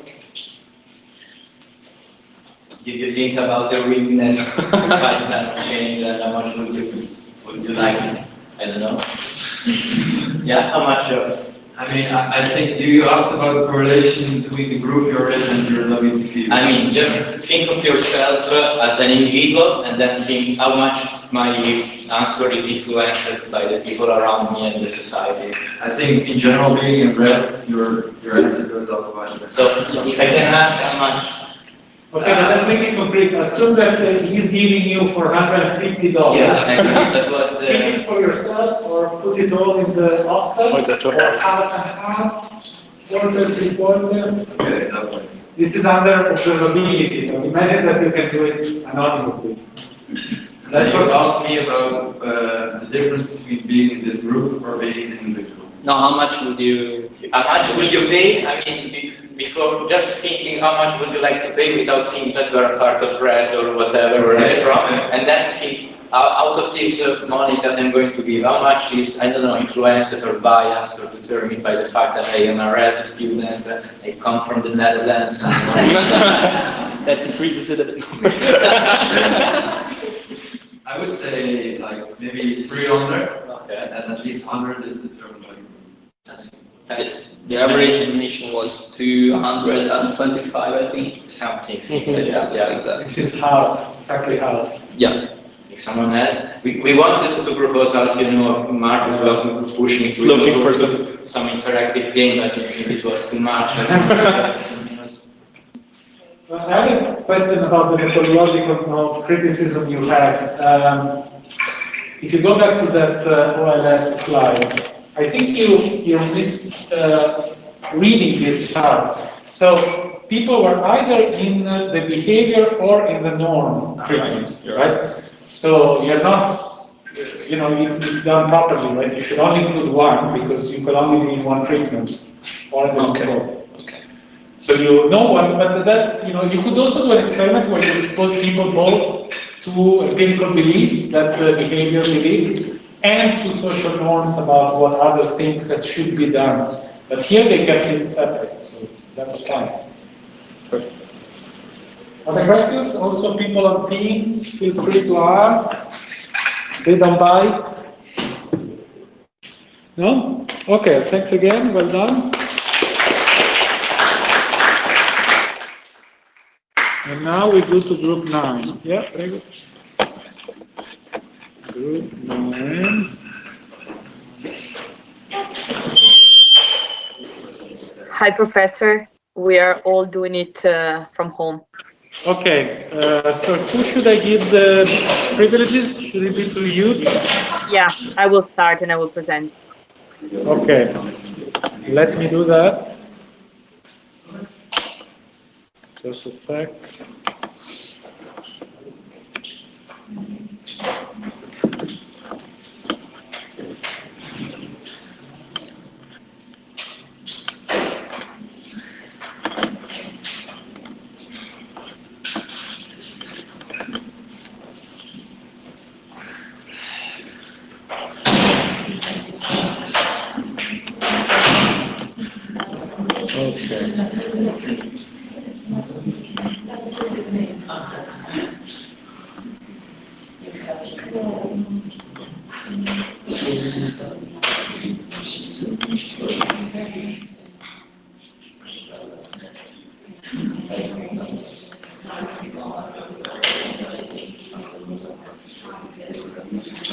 Okay, now you should be able to, note that you cannot share the slides directly because it's PDF, so you have to share the screen.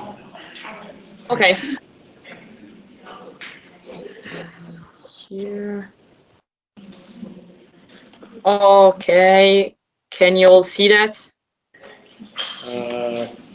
It's a little bit slow, but yeah, it's coming up.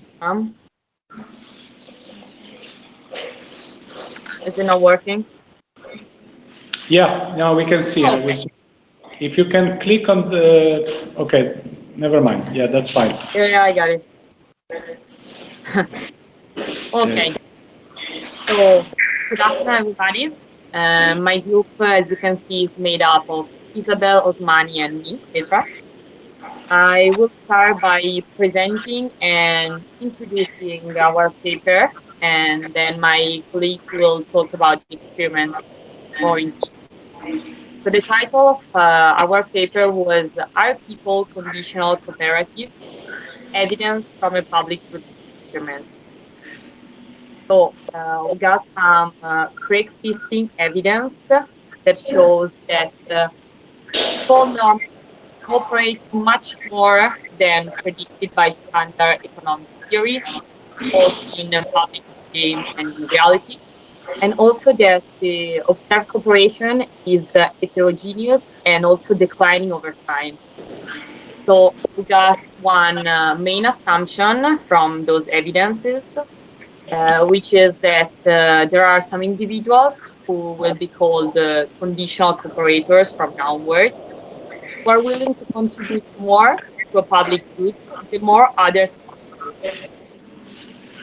So conditional cooperation, it can be regarded as a motivation in its own, which means that people believe cooperating no matter what in life.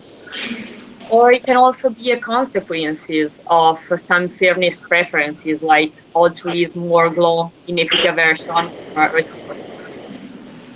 That means they cooperate because they are driven by altruism or either because they don't want to make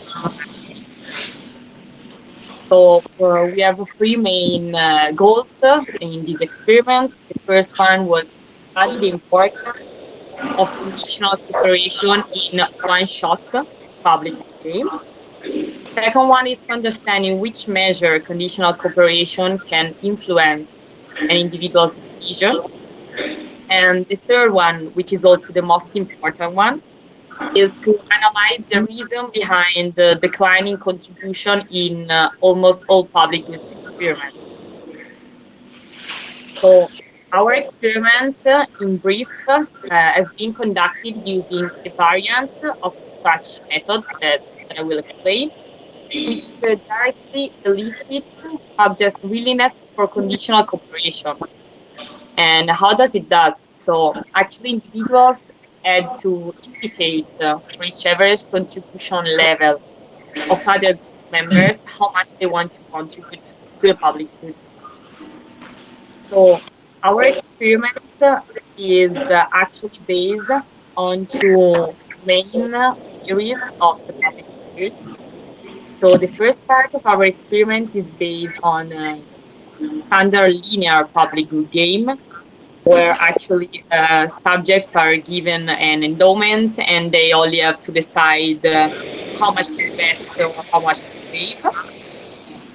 While the second part of our experiment is based on a strategy method game, which is normally played by a group of 4 people. In the first step, the 3 members out of 4 of this group will actually have to decide how much to contribute, and those will play mechanically. While in the second step, the 4th player will decide how much to contribute only after he learned the average contribution of the other. Now I will leave the floor to Osmani that he will explain the experiment more.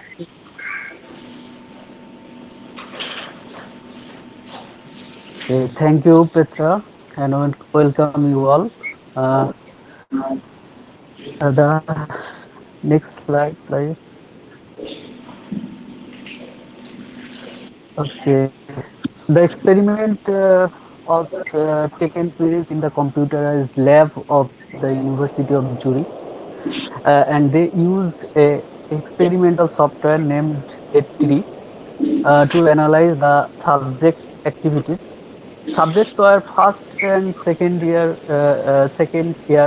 students from various fields except economics. There are two experimental sessions where 44 subjects were participated. These subjects formed a total of 11 groups of 4 subjects, which all subjects, uh, since all subjects played only once, all 44 decisions were independent observations. In the next slide, experiment, we can see that experiment uh, two uh, has two decisions. One is unconditional and other is conditional, where only rationality and selfishness is assumed to predict the conditional contribution. Uh, Things to be noted that in this uh, game, contribution schedule is only considered. In doing this experiment, before make actual decisions, the learners are well informed about the methods and payoff functions, and there is no time restrictions. Uh, Please go to the next slide. Uh, the pecuniary payoff function was used to calculate the payoff relevant decisions, where 20 is the endowment. GI is the individual's investment, GJ the investment made by each Z group member. The size of the project was the sum of the contribution GJA to it, and the marginal payoff of a contribution to the public good was 20% of each token. In the next slide, I am repeating the same thing to remember you that the experiment was 2 steps. On was unconditional and another is conditional. Unconditional contribution or just a single decision of how to make decisions about how many of a particular endowment to invest, and the contribution schedule was formed by the variant of the strategy method. The strategy method was used in the second part. The second part of the experiment was a bit interesting, and the main of this research. The strategy method was used to form the contribution table. In this process, after subjects had made their unconditional contribution decisions, a new screen appeared where subjects had to fill out a contribution table. Subjects were told that they have to indicate how much they are willing to contribute to the public good for each of the 21 possible average contribution levels of the other group members. Actually, there are 20 tokens, so there are 20 options of average and 0 including under the rationality and selfishness condition. For each subject, the probability that the contribution table will be the payoff relevant decision was 1 over 4. This procedure ensures that both all entries in the contribution table as well as the unconditional contributions are potentially payoff relevant for all subjects. Thank you all. Now the results will be discussed by my colleague Isabel. Thank you. So the main, regarding the results, the main interest of the experiment, as my colleague said before, was to see the subject's contribution decision in the contribution table. So their willingness to contribute given the average contribution level of others. We can see that the subjects were clearly heterogeneous, presented main features. made it possible to distinguish three main categories, which are the condition operators, the riders, and then there was the hump-shaped category. And then Isabel, if you have a headset, there's a bit of background noise. I don't know if you have one at home. Otherwise, continue as is. I will just. Excuse me? Okay, try now. There was a bit of background noise, but I think we're okay. If Petra can share the slide, perfect. Can you hear me now? Okay. Yes. Yeah, perfect. Perfect. So, the biggest category was. Are we okay? The biggest category was that with the 50% more or less of the subjects is the conditional cooperation category, where in general we can see also the graph.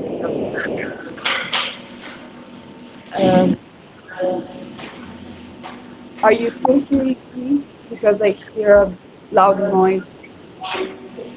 No, it's good hearing, Rimini. Okay. I'll go.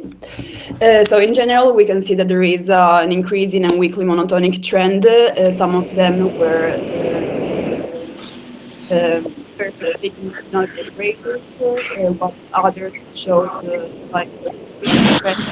slight negative deviation from it.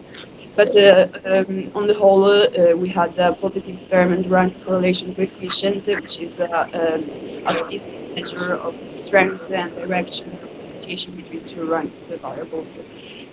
On the whole, we can say that the average behavior in this category was can be described as conditional cooperation with a self-preserving bias term. The second biggest category was the one with characterized by free riders. It was like 30% of the subjects, and they showed selfish behavior or just an based by altruism or warm glow kind of behavior. As we can see, for all the 21 entries, they all submitted 0 as contribution. Then the category was the one with the hump-shaped contributions, and it's very clear from the figure that subjects were close to perfect conditional cooperation up until 10th. Beyond this level, they tend to reduce their contribution going forward. Finally, here we have an image of each of the contributions of the subjects, and here subject 44 presented completely other pattern. Don't enter in any of the other 3 categories. In fact, there were like 3 subjects that categories, and they just popped random patterns, such as subject 44, or for example, subject 2. He was like an unconditional cooperator because he decided to give for each of the entries. Here we can also see clearly which subjects were free riders. For example, subject 1, because it is a straight line at level 0, or like subject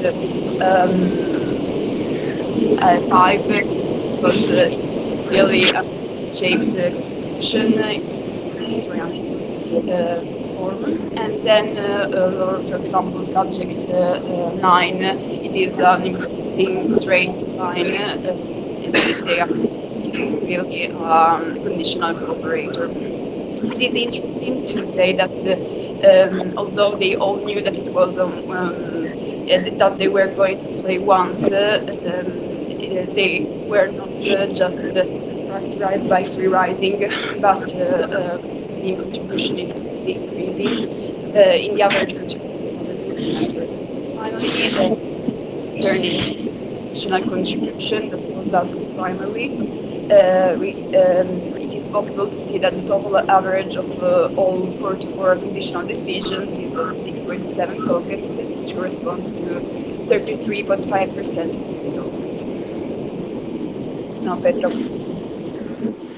Yeah, I will conclude. Sorry, but I couldn't hear you really well. I don't know if there's some background noises or hope it's fine. Yeah, the Bell's computer, I think, but all good now. Okay, so as we were saying before, we have three main goals. The most important one is to understand why we are observing declining contribution in all public goods experiments. And from this experiment, we can understand that even if we had the majority of conditional cooperators, we also had a non-negligible fraction of individuals which will be free riding no matter what, so without taking into account others' contribution. And also because even if we have conditional cooperators, they will display a bias in the self-serving direction. This will lead us to positive but declining and deteriorating contribution.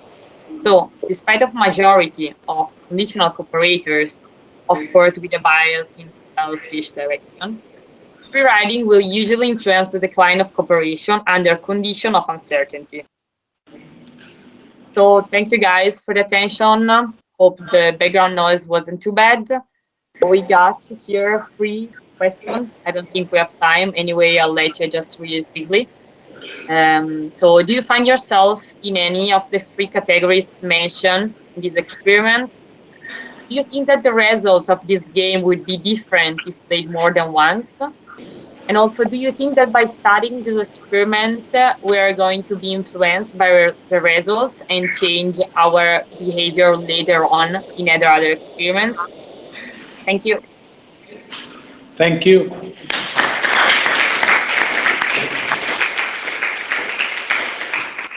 So those are big and important questions. I leave it for further reflection for the next time, which is tomorrow. But I have a very quick, slightly technical question about this experiment. In the conditional contribution schedule, you would be paid according to your choices in one of the 2, unconditional or conditional, and you would only find out ex post. But my question is, did they come in an order, always the unconditional first, or did they randomize the order as well between the 2? I can get it if you want.